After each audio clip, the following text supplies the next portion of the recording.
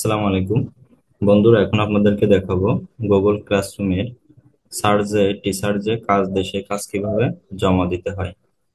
আপনার ক্লাসরুমে আসার পরে এই যে স্ট্রিম আছে, এখানে চলে আসবেন। আসার পরে লাস্ট যে ক্লাস হয়েছে সেই ক্লাসের অ্যাসাইনমেন্ট আপনি পেয়ে যাবেন। হ্যাঁ, তা এই যে এখানে অ্যাসাইনমেন্ট এখানে জমা দিয়েছে। আমি এখানে ক্লিক করলাম।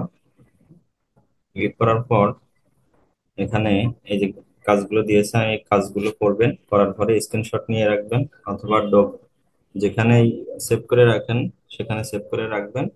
রাখার পর এই যে এই কোনায় চলে আসবেন অ্যাসাইন। অ্যাসাইনে আসার পর এই যে অ্যাড অর ক্রিয়েট, এখানে এখানে ক্লিক করবেন। ক্লিক করার পর আপনার যে অপশনগুলো আসবে, আপনি যদি ডক থেকে নিতে চান ডক, গুগল ড্রাইভ থেকে ড্রাইভ, যেখানেই নিতে চান সেখানে যাবেন। আমি একটা ফাইল অ্যাড করে দেখাচ্ছি আপনাদেরকে। এখানে ব্রাউজ ব্রাউজ অপশনে ক্লিক করবেন। ক্লিক করার পর সাপোজ আমি যে কোনো একটা আনলাম। আনার পর সিলেক্ট করলাম। সিলেক্ট করার পর ওপেন দিলাম। তারপর যখন এটা স্ক্রিনশটটা আপলোড হয়ে যাবে, আর আপলোড হওয়ার পরে আমি তিনটা আপলোড করছি।